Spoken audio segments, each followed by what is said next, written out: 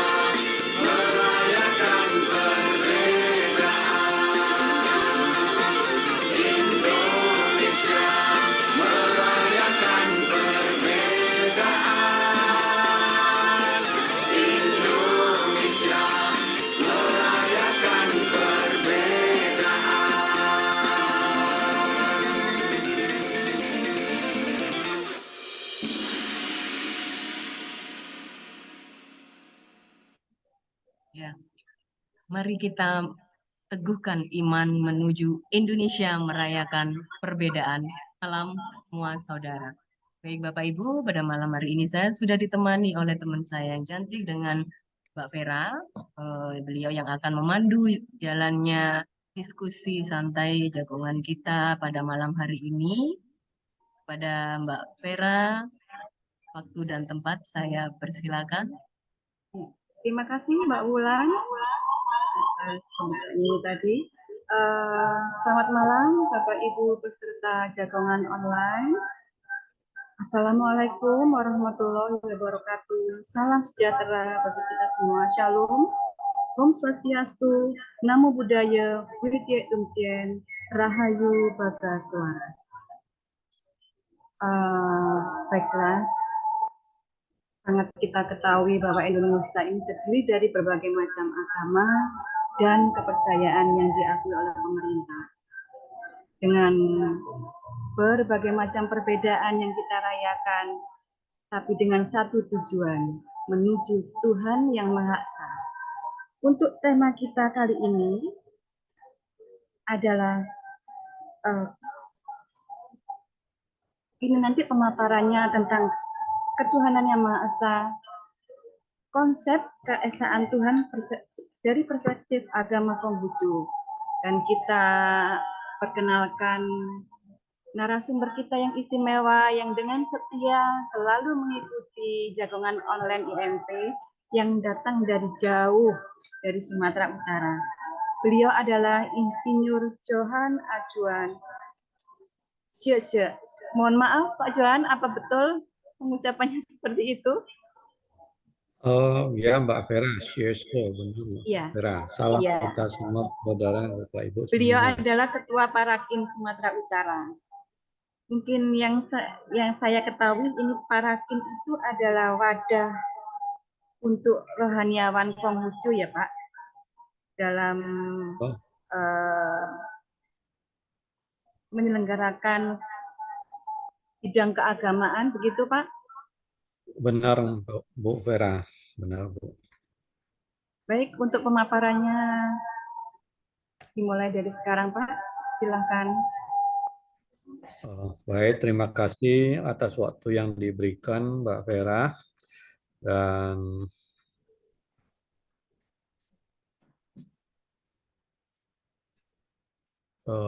salam kita semua bersaudara. Tidak lupa saya ucapkan selamat menunaikan ibadah puasa kepada Bapak Ibu yang melakukan ibadah puasa, dan selamat menyambut tahun baru Hari Raya Idul Fitri yang tinggal beberapa hari lagi. Dan juga kepada Bapak Ibu semuanya, salam sehat kita selalu. Malam ini saya mendapat giliran untuk menyampaikan pandangan atau konsep keesaan Tuhan di dalam ajaran agama Konghucu. Dan karena waktunya singkat, ini juga saya tidak berpanjang lebar, kita langsung saja memulai. Maaf Bapak Ibu semuanya. Jadi sebagaimana di dalam Pancasila, sila pertama adalah Tuhan Yang Maha Esa, dan ini merupakan sila yang mengadopsi semua agama yang ada di Indonesia, yaitu kita ketahui bahwa semua agama di Indonesia adalah menyembah kepada Tuhan Yang Maha Esa. Nah, di dalam agama Konghucu, Tuhan itu memiliki konsep-konsep yang unik, dan ada banyak sebutan bagi nama Tuhan di dalam agama Konghucu, yaitu Tien. Biasanya Tien itu bisa juga diartikan sebagai langit dan juga sebagai Tuhan. Kemudian sebutan yang lain adalah Huang Tien Sang Ti, yaitu Tuhan Yang Maha Esa. Lalu Chang Tien, Tuhan Yang Maha Luas. Kemudian Tien Kong kakek langit. Nah, di sini Tiankong itu Tuhan dipersonifikasikan sebagai leluhur atau kakek daripada umat manusia, maka disebut Tiankong. Kemudian pada kitab I Ching, kitab perubahan, Tuhan juga disebutkan sebagai Chen. Jadi Chen ini memiliki makna sebagai yang maha awal, dalam arti juga sebagai Tuhan. Lalu kita memasuki tentang konsep penciptaan alam semesta dalam pandangan agama Konghucu. Ya, agama Konghucu memiliki konsep tersendiri tentang penciptaan dari alam semesta ini. Jadi pertama kita lihat bahwa dalam kitab I Ching, kitab perubahan, The Change of Book, disebutkan, dijelaskan bahwa pertama ini alam ini dalam keadaan maha kosong. Kemudian dalam maha kosong itu muncul energi, dan energi itu berputar terus-menerus, maka itu disebut sebagai kondisi Tai Chi, ya, maha isi. Kemudian dalam jangka waktu yang lama, yang maha isi ini energinya terus berputar, mengkonsolidasi sampai pada saat tertentu dia pecah menjadi dua. Itulah disebut Tai Chi Sen Yang Yi. Jadi muncul dua kutub. Dua kutub itu adalah kutub yin dan kutub yang, atau dua sifat dasar daripada alam semesta ini. Kemudian Liang Yi Sen Siang. Dua kutub ini lalu kembali berpecah lagi menjadi empat wujud. Empat wujud ini adalah merupakan perpaduan daripada yin dan yang. Jadi kita melihat ada Tai Yang merupakan yang tua, terdiri dari dua garis utuh. Kemudian Shao Yin adalah yin muda, ada garis terputus saat di atas dan garis utuh di bawah. Kita lihat di sini ya. Lalu kemudian Shao Yang itu perpaduan daripada yang di atas dan yin di bawah. Kemudian Hai Yin itu yin tua, merupakan perpaduan daripada dua garis yin dengan yin. Kemudian ini pecah lagi menjadi 8 trigram atau disebut sebagai Pak Kua. Nah, Pak Kua ini mewakili daripada segala bentuk atau wujud dan peristiwa daripada alam semesta. Jadi di dalam I Ching, kitab perubahan, dengan 8 trigram ini kemudian dikombinasikan menjadi 64 Kua, 64 hexagram, itu mampu menjelaskan semua alam semesta ini beserta kejadian yang lalu maupun yang akan datang. Nah, dari Pak Kua ini, 8 trigram ini, maka dilahirkan Wan U, segenap makhluk. Demikianlah itu konsep penciptaan daripada alam semesta versi agama Konghucu atau versi I Ching. Di sini penjelasannya tidak dalam bentuk personifikasi, artinya tidak dalam bentuk digambarkan sebagai manusia. Memang ada cerita rakyat yang menggambarkan bahwa pada awalnya ada sesosok makhluk yang bernama Panku. Dia tidur selama puluhan ribu tahun. Kemudian suatu saat dia bangun dan dia menggerakkan kedua tangan dan kakinya. Lalu langit dan bumi itu menjadi ditopang oleh tangan dan kakinya, maka jarak antara langit dan bumi itu menjadi melebar. Lalu kemudian lama-kelamaan puluhan ribu tahun kemudian Panku ini tua dan mati, lalu matanya yang kiri menjadi matahari, yang kanan menjadi bulan, kemudian rambutnya menjadi hutan, lalu darah dan urat nadinya itu menjadi sungai dan seterusnya seperti itu. Maka maka dengan demikian terbentuklah langit dan bumi. Dan waktu itu masih disebutkan belum ada manusianya.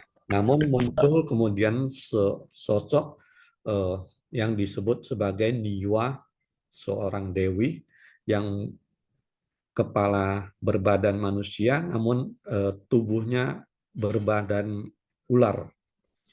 Nah, Niwa ini seorang dewi, dia yang merupakan manusia pertama penghuni di bumi. Lama-kelamaan dia merasa bosan, lalu dia membentuk boneka-boneka manusia dari tanah dan diberi napas, maka terjadilah manusia. Itu merupakan cerita rakyat. Namun yang diceritakan, dijelaskan di dalam I Ching bukanlah seperti itu, melainkan suatu simbolisasi daripada energi yang maha besar yang disebut Wuci, maha kosong, lalu dia berubah menjadi maha isi, lalu terpecah menjadi dua sifat utama, yaitu yin dan yang. Ya, ini yin, dua garis terputus, dan yang merupakan garis utuh. Ini menggambarkan sifat daripada semua makhluk, semua benda di muka bumi ini, di alam semesta ini, tetap memiliki dua sifat dasar, yaitu yin dan yang. Jadi yin itu sering digambarkan sebagai gelap, dingin, lembut, bulan, mengalir, ya. Kemudian yang itu sering digambarkan sebagai laki-laki, ya, matahari, keras, kemudian berhenti, dan terang, seperti itu. Jadi di dalam konsep I Ching, dalam agama Konghucu, selalu menjelaskan bahwa semua makhluk ataupun benda itu memiliki dua sifat antara yang dan yin. Bisa dia yang murni, bisa juga yin murni, atau perpaduan di antara keduanya. Maka disitulah kemudian membentuk 4 kuah, 8 trigram, dan 64 heksagram. Nah, selanjutnya itu tadi konsep penciptaan alam semesta. Lalu kita di dalam kitab I Ching dijelaskan juga bahwa Chen sebagai Tuhan itu maha besar, maha awal, sumber dari segala sesuatu, ya, merupakan kemampuan hidup daripada alam semesta. Dan seluruh alam semesta itu diciptakan oleh Chen. Ya, dengan sebutan lain juga adalah Tuhan. Nah, semua makhluk hidup maupun mati itu bersumber daripada dan bergantung pada daya serta kekuatan daripada Chen itu. Chen merupakan langit dan bumi dan alam semesta, dan semuanya itu bersatu di dalam Chen. Termasuk juga terbentuknya awan, turunnya hujan, suara petir, dan segala perubahan di alam semesta itu semua adalah mengandalkan daya kemampuan daripada Chen. Selanjutnya kita sudah mengetahui tentang konsep penciptaan dan konsep daripada Tuhan. Lalu selanjutnya kita lihat apa sifat-sifat Tuhan menurut agama Konghucu. Nah, sifat Tuhan itu maha baik, ada di dalam setiap watak sejati manusia. Nah, ada sebuah ayat yang bunyinya bahwa Tuhan berfirman kepada semua makhluk hidup diberi watak sejati. Bahkan benda mati juga memiliki watak sejatinya. Nah, setiap makhluk itu bila dia hidup mengikuti watak sejati yang diberikan Tuhan, itulah disebut dia berada dalam jalan suci atau tao. Dan untuk manusia itu karena memiliki keinginan dan perasaan, maka dia itu sering melenceng daripada jalan suci itu. Sementara hewan maupun benda mati, mereka hidup berdasarkan naluri, maka mereka itu senantiasa dibimbing oleh watak sejatinya dan senantiasa berada di dalam jalan suci yang difirmankan Tuhan. Sedangkan manusia tidak demikian, sering melupakan dan mengabaikan ajaran dari watak sejatinya sendiri, maka dibutuhkan agama untuk membimbing dan mengingatkan kembali agar manusia itu kembali ke dalam jalan yang diridhoi oleh Tuhan. Maka itulah disebut agama. Dan jalan suci itu dasarnya ada di setiap hati pria maupun wanita. Bila yang mampu mengembangkan jalan suci dan watak sejati di dalam hati setiap insan itu, maka dia itu mampu meneliti ya langit dan bumi. Jalan suci itu bagi di dalam agama Konghucu itu wajib dipraktekkan, wajib dilaksanakan.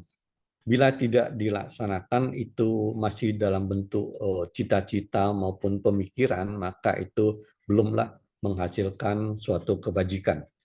Nah, untuk menerapkan jalan suci itu adalah bahwa di dalam hati kita harus punya satya dan tepa selira. Jadi satya dan tepa selira itu, satya artinya tidak mengingkari firman Tuhan, dan tepa selira artinya timbang rasa terhadap sesama makhluk hidup. Apa yang diri sendiri tiada inginkan jangan diberikan kepada orang lain. Maka dengan demikian kita itu, seseorang itu telah berada di dalam jalur yang benar dan dia itu tidak jauh daripada konsep jalan suci yang diajarkan agama. Nah, kemudian Tuhan itu adalah tidak berbicara, tidak bersuara, juga tidak berwujud fisik. Namun Tuhan itu dapat didengar dan dirasakan oleh orang yang memiliki batin yang tulus dan bersih. Nah, setiap wujud daripada benda, makhluk maupun hewan itu ada Tuhan di dalamnya. Dan kita dapat merasakannya di atas dan di kanan kiri kita. Itulah sifat-sifat Tuhan yang pertama. Kemudian sifat Tuhan yang kedua adalah bahwa jalan suci Tuhan memberikan petunjuk agar manusia harus menempuh jalan suci sehingga dapat selamat di dunia dan akhirat. Maka janganlah ditinggalkan biarpun sekejap. Sehingga seorang susilawan, seorang yang berhati luhur, itu berhati-hati dan teliti kepada yang tidak nampak itu. Dan khawatir serta takut kepada yang tidak terdengar, maksudnya Tuhan. Jadi orang yang memiliki batin yang suci, dia akan sangat memperhatikan kehendak Tuhan. Kemudian Tuhan itu maha adil dan maha mengetahui. Hukumnya berlaku pada setiap hal, yang baik diberkati dan yang jahat dihancurkan. Ini dijelaskan dalam sebuah ayat ya. Jangan mengira yang tersembunyi itu tidak terlihat, dan jangan mengira yang terhalus itu tidak terungkap. Ini menyebutkan bahwa kita jangan berbuat sesuatu yang tidak baik sama sekali, karena semua itu terlihat jelas oleh Tuhan. Nah, selanjutnya, mengapa para nabi mengajarkan umat manusia untuk mengenal Tuhan? Ya, Tuhan itu hanya dikenal oleh manusia. Kenapa demikian? Kita lihat hewan hewan dia hidup secara naluri dan dia tidak mengenal Tuhan, artinya dia mengenal Tuhan secara naluri, tidak dalam kata-kata maupun dalam bentuk ayat-ayat yang tertulis di dalam buku kitab-kitab suci agama. Hanya Tuhan yang memiliki kitab suci yang mengajarkan tentang agama dan ketuhanan. Nah, sepanjang sejarah manusia terjadi banyak peristiwa suka maupun duka.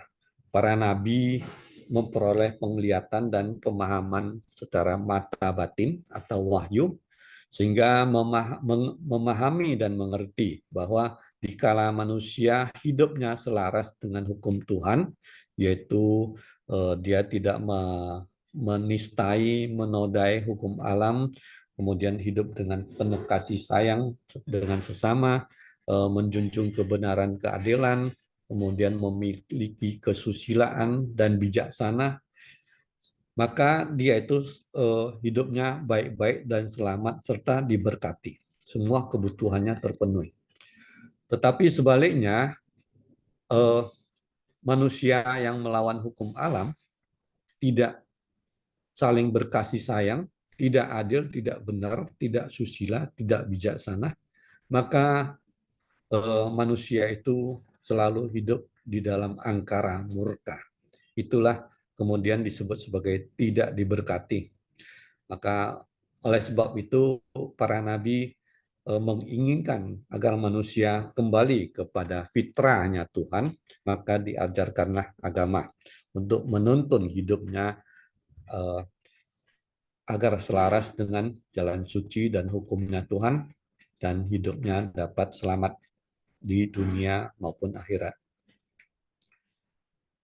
Kemudian di sini saya menjelaskan tentang penciptaan manusia menurut agama Konghucu, bahwa pada awalnya ada kemampuan hidup yang sifatnya yin, itu disebut qing, kemudian bertemu dengan energi vital atau yang sifatnya yang, maka dia membentuklah janin bayi yang mungkin dalam bahasa biologinya adalah pertemuan antara sperma, tozoa, dan ovarium, itu membentuk janin.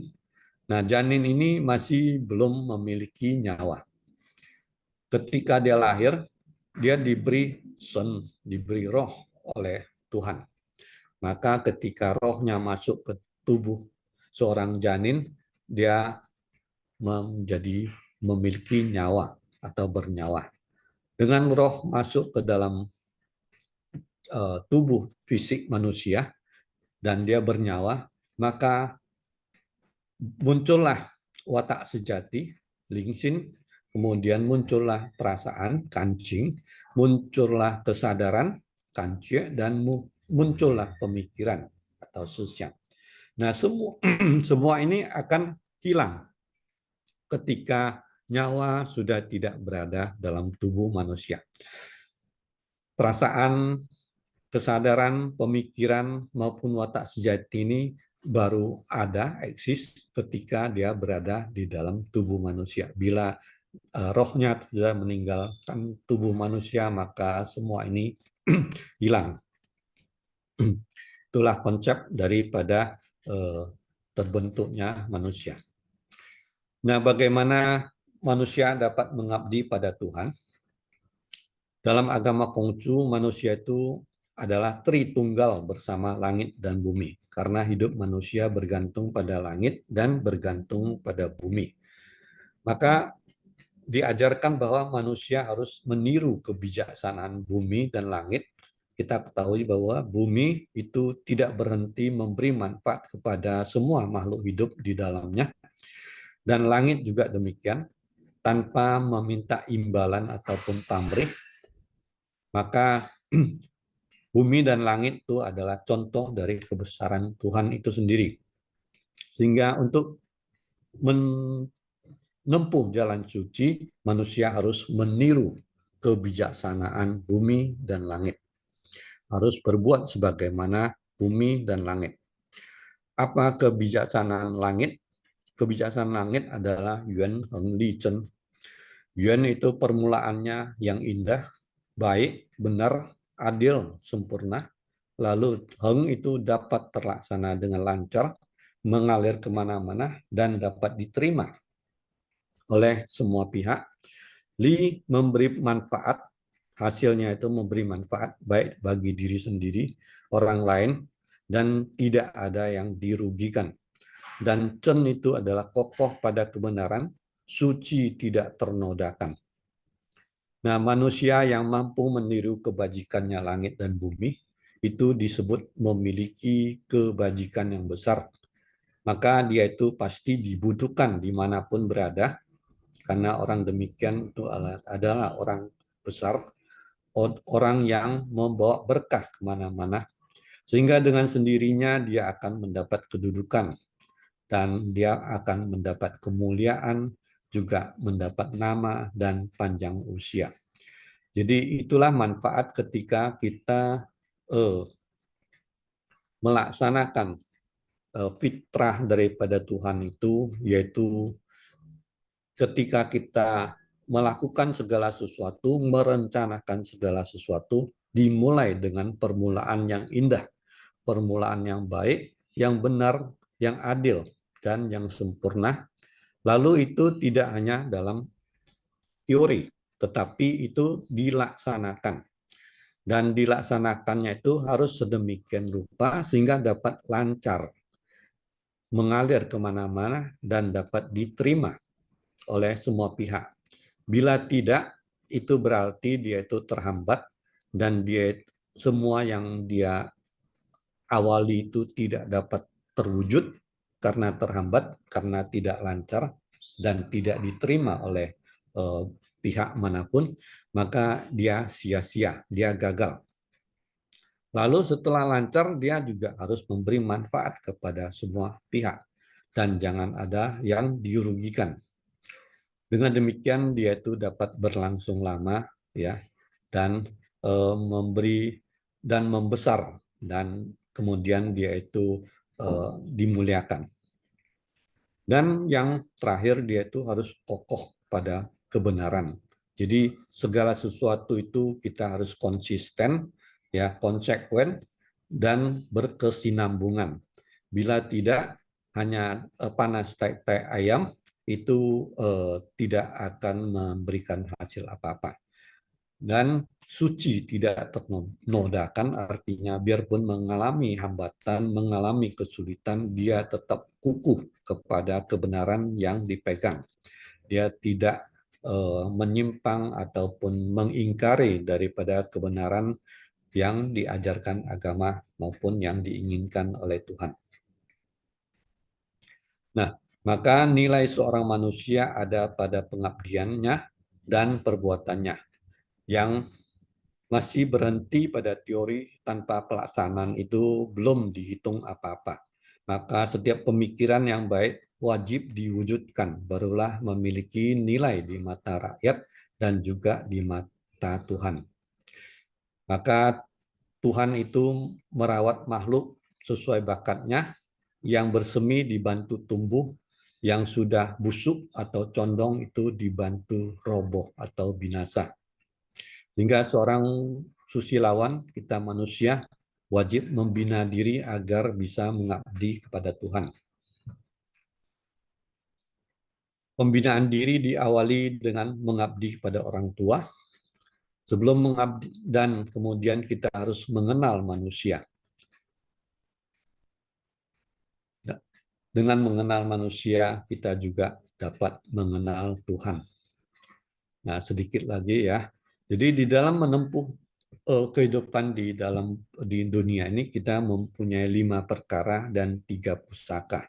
5 perkara adalah 5 hubungan yang wajib dimuliakan, yaitu hubungan atasan dengan bawahan atau raja dengan menteri, itu harus dilandasi dengan kebenaran. Kemudian hubungan dengan ayah dengan anak itu harus dilandasi dengan cinta kasih. Hubungan suami dan istri dilandasi dengan pembagian tugas. Hubungan kakak dengan adik dilandasi dengan pengasuhan dan keteladanan. Dan hubungan kawan dan sahabat itu dilandasi dengan saling dapat dipercaya. Ini 5 perkara jalan suci yang harus ditempuh manusia. Lalu ada 3 pusaka, yaitu bijaksana, cinta kasih, dan berani. Orang harus bijaksana, memiliki cinta kasih, dan tidak cukup hanya 2 itu, dia harus berani mewujudkan dan mempertahankan serta menjalankannya. Itulah 3 pusaka yang kebajikan yang wajib dijalankan. Nah, manusia adalah orang yang berpricinta kasih. Lalu pricinta kasih itu utamanya mencintai orang tua terlebih dahulu. Yang berkebenaran dan keadilan adalah yang mampu memberi manfaat, dan yang memuliakan para bijaksana diutamakan. Terjadi perbedaan di dalam tingkatan mengasihi orang terdekat dengan orang yang jauh. Itu terjadi karena tingkatan memuliakan orang bijaksana adanya kesusilaan. Ya, mungkin sampai di sini dulu Mbak Ulan, Mbak Vera, dan nanti akan saya sharekan Baik, berikut waktunya. ya baik Pak Johan, tadi sudah menjelaskan tentang konsep penciptaan konsep ketuhanan yang Maha Esa dan versinya Konghucu. Itu runtut sekali Pak Johan menjelaskan terkait dengan alam semesta dan manusia. Untuk selanjutnya kami lempar ke audiens, barangkali ada pertanyaan atau tanggapan dari Pak Parmin. Gimana Pak Parmin, barangkali ada tanggapan?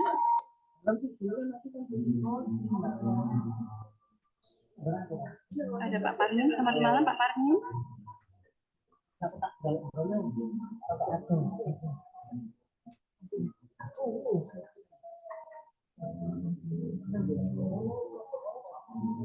Atau dari audiens yang lain? Barangkali ada pertanyaan.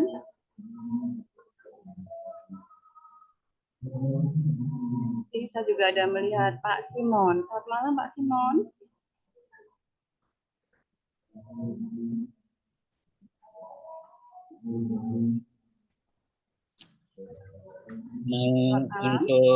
Malam Mbak.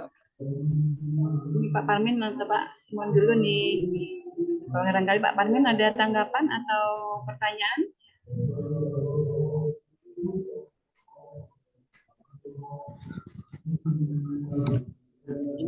Bertanya itu kalau diperkenankan. Oke, monggo Pak. Assalamualaikum warahmatullahi wabarakatuh. Waalaikumsalam. Salam kebersamaan, salam perbedaan, salam sejahtera. Salam semua saudara. Silakan Pak Ini mau Parmin.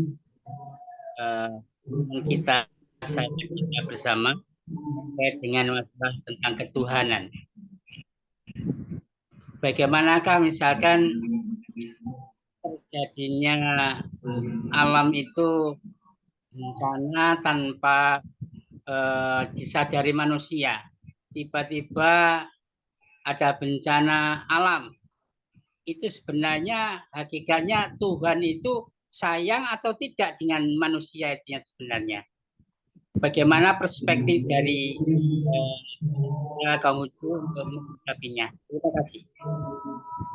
Silakan Pak Johan untuk menanggapi pertanyaan dari Baik, Pak Parmin. terima kasih Pak Amin, Pak Hari.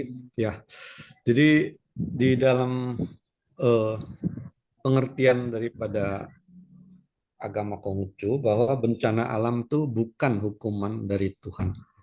Bencana alam itu merupakan satu perubahan yang terjadi daripada alam itu sendiri.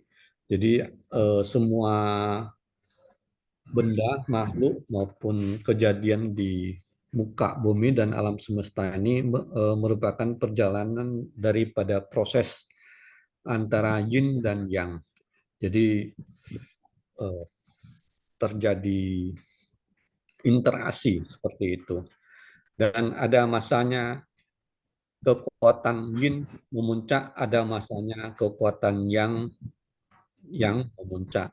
Jadi saat itulah terjadi penyeimbangan yang baru. Itulah yang kemudian terjadi bencana alam merupakan seperti letusan gunung Merapi ataupun banjir ataupun tanah longsor karena terjadi ketidakseimbangan daripada alam itu sendiri. Maka agar alam itu kembali seimbang, dia harus melepaskan energi tertentu agar yin dan yang-nya itu kembali dapat seimbang, kembali dalam kestabilan. Nah, untuk itu manusia dia harus selalu mengamati dan mengawal, mempelajari tentang hidup dan alam sekitarnya. Jadi di dalam konsep I Ching, The Book of Ching, kitab perubahan, mengajarkan agar kita itu selalu mempelajari alam, selalu belajar meneliti hakikat setiap perkara. Dengan demikian kita dapat bijaksana, kita mengetahui, ya, kita dapat memprediksi dengan mempelajari apa-apa yang sudah terjadi sebelumnya dan kita mencatatnya, kita menganalisanya, maka kita dapat memprediksi apa yang akan terjadi di masa-masa mendatang. Dengan memiliki pengetahuan seperti itu, maka kita dapat menghindari berbagai kesulitan di masa mendatang. Misalnya pada bencana alam, gempa, ya, atau tanah longsor ataupun banjir, biasanya memiliki tanda-tanda awal yang bagi orang zaman dahulu mereka itu mungkin karena terbiasa dengan hidup di dalam alam, leluhur kita itu mampu mengenali tanda-tanda awal akan terjadinya sesuatu bencana. Misalnya segerombolan burung terbang tiba-tiba ataupun hewan liar berlarian keluar dari hutan dan seterusnya. Itu menandakan akan terjadi gempa atau letusan gunung berapi. Kemudian kalau banjir itu di sungai itu akan terlihat terlebih dahulu bahwa airnya menjadi keruh, kemudian airnya berbuih, dan seperti itu. Maka di dalam agama Konghucu juga diajarkan tentang feng shui. Feng shui itu adalah bagaimana kita hidup bersahabat dengan alam semesta dengan memanfaatkan posisi, lokasi, waktu sedemikian rupa agar kita itu terhindar atau menghindari posisi-posisi yang tidak menguntungkan kita. Yaitu ya secara gamblang bahwa kalau kita membangun rumah di tepi sungai itu risikonya adalah kita akan mengalami banjir. Kalau kita mendirikan rumah di tepi tebing, resikonya kita akan kena longsor. Nah, hal-hal seperti itu yang merupakan kebijaksanaan yang harus kita pelajari dan agar terhindar daripada bencana. Jadi sekali lagi Pak Amin, bahwa di dalam pengertian agama Konghucu, bencana alam bukan hukuman daripada Tuhan. Seperti itu Pak. Terima kasih. Ya. Terima kasih Pak Adjuan atas jawabannya. Insya Allah sehat selalu dan salam perbedaan, salam persahabatan selalu. Terima kasih. Salam kita semua bersaudara Pak Amin. Atas pertanyaannya tadi. Menginjak pada sesi tanggapan untuk malam ini sudah hadir dari tokoh agama Islam. Selamat malam, Gus Hisam.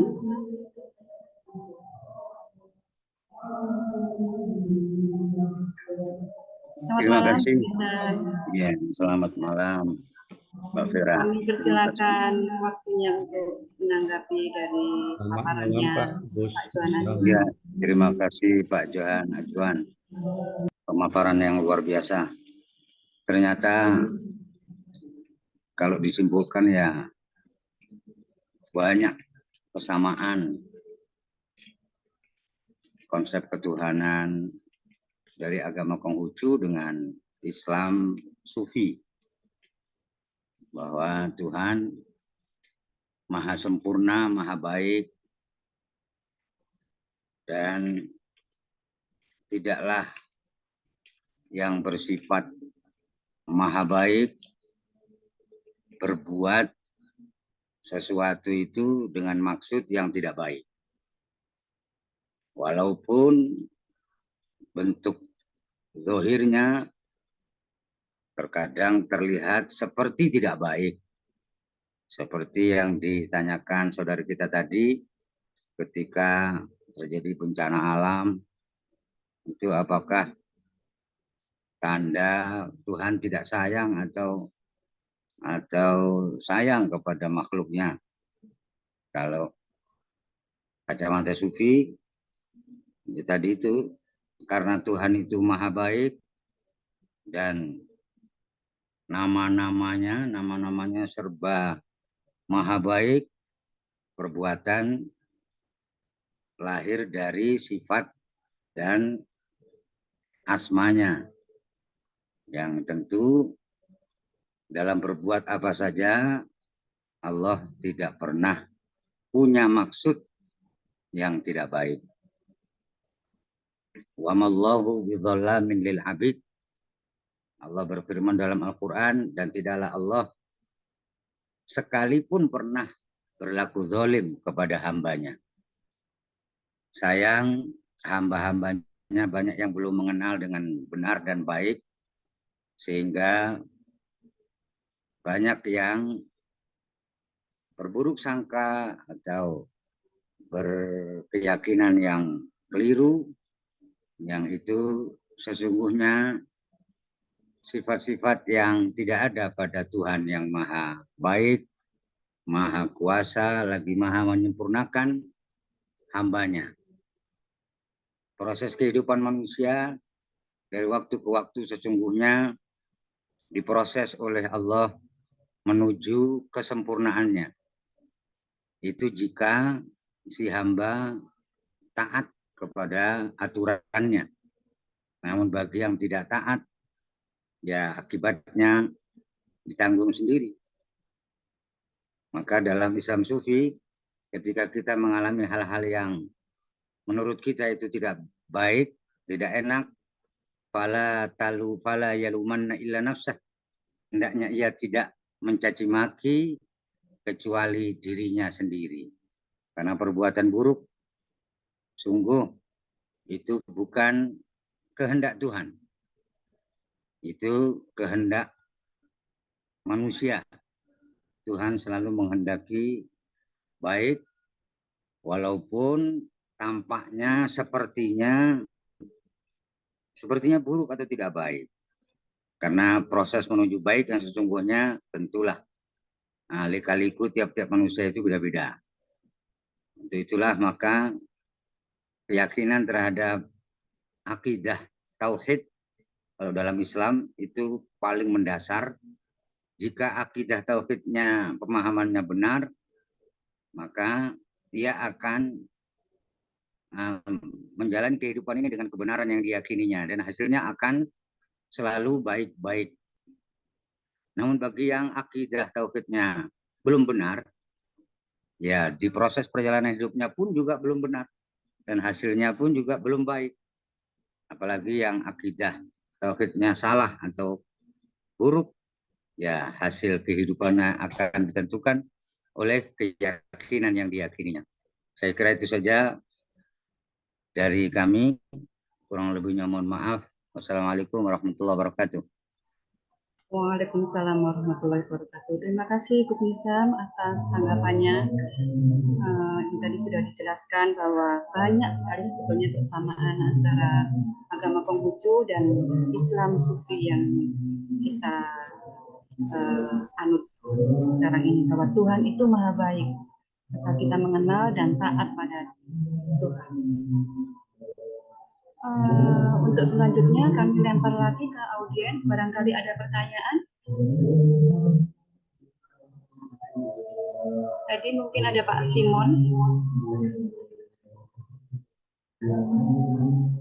Barangkali ada tanggapan atau pertanyaan Pak Simon. Terima kasih Bu, waktunya sementara Iya. belum ada. Terima kasih.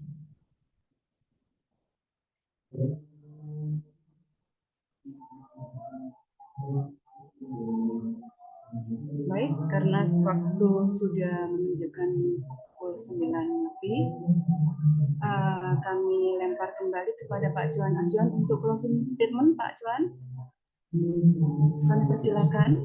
Terima kasih Mbak Vera, dan terima kasih Pak Gus Nizam atas pencerahannya yang luar biasa. Nah, di closing statement kita ini hanya singkat saja bahwa di dalam pemahaman keesaan Tuhan dalam agama Konghucu, bahwa Tuhan itu tidak cukup hanya kita sebut, kita baca, kita panggil namanya, atau kita sembah-sembah, tetapi Tuhan itu menginginkan kita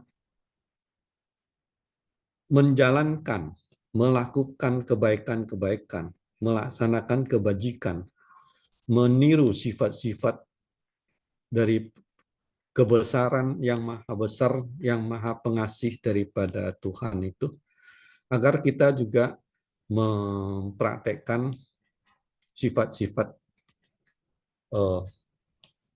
yang penuh kebajikan itu.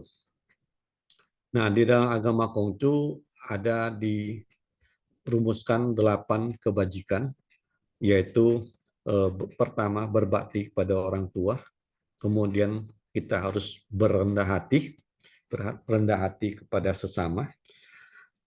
Berbakti itu dengan kita berbakti kepada orang tua, maka itu ada 3 hal yang menjadi perhatian, bahwa pertama itu harus mampu memberi perawatan pada orang tua. Dengan demikian kita akan rajin bekerja, mencari nafkah, mencukupi kebutuhan orang tua kita, sehingga kita dapat merawatnya dengan baik. Kemudian jangan melakukan perbuatan yang cacat, yang tercela, sehingga bisa mempermalukan orang tua. Itu merupakan hal yang tidak berbakti. Lalu yang ketiga, dapat memuliakan nama baik orang tua, sehingga kita itu dipecut untuk bekerja giat agar kita itu memberikan suatu sumbangsi yang berguna kepada nusa dan bangsa dan masyarakat.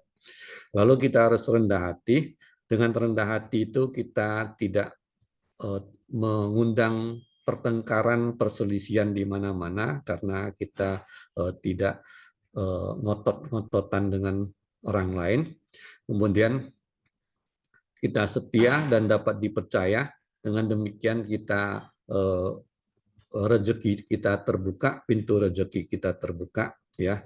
Lalu kita harus susila, kemudian tahu malu, dan bersuci hati, tidak berprasangka buruk pada orang lain. Maka dengan demikian kita dapatlah menunaikan kewajiban-kewajiban kita yang diembankan oleh Tuhan kepada kita, yaitu melaksanakan tugas-tugas suci di dunia ini. Pada yang pertama sekali adalah membina diri, lalu membina keluarga agar harmonis, lalu mengharmonis dengan masyarakat, kemudian dapat memberi sumbangsi kepada nusa dan bangsa, bahkan ikut mendamaikan dunia. Itulah merupakan tugas suci menurut agama Konghucu yang harus diemban oleh setiap umat agama Konghucu. Mungkin demikian saja closing statement dari kita, Mbak Vera. Terima kasih. Baik, terima kasih Pak Juan atas paparannya dan segala penjelasannya tentang tema kita kali ini. Semoga apa yang sudah dipaparkan dan dijelaskan menjadi manfaat bagi kita semua. Terima kasih. Kami tutup. Assalamualaikum, salam sejahtera, shalom, om swastiastu, namo buddhaya, wedek demikian rahayu bakas waras. Salam semua saudara. Saya Salam kembalikan lagi saudara. kepada Mbak Wulan. Salam semua saudara. Ya, terima kasih Mbak Vera yang sudah memandu jagongan kita pada malam hari ini dengan baik, dan juga saya ucapkan terima kasih kepada narasumber kita, Selamat malam Mbak Wulan. Joan Ajuan. Terima kasih sudah menyempatkan waktunya Pak Joan di antara kesibukannya, dan juga kepada Sam dan tokoh-tokoh yang lain dan juga para peserta. Mari kita teguhkan iman untuk menuju Indonesia merayakan perbedaan. Salam semua saudara.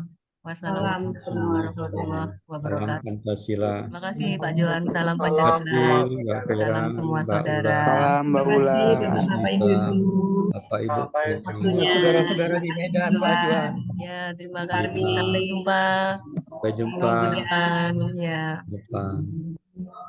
Salam buat saudara-saudara di Medan, Pak Juan. Siap, Pak.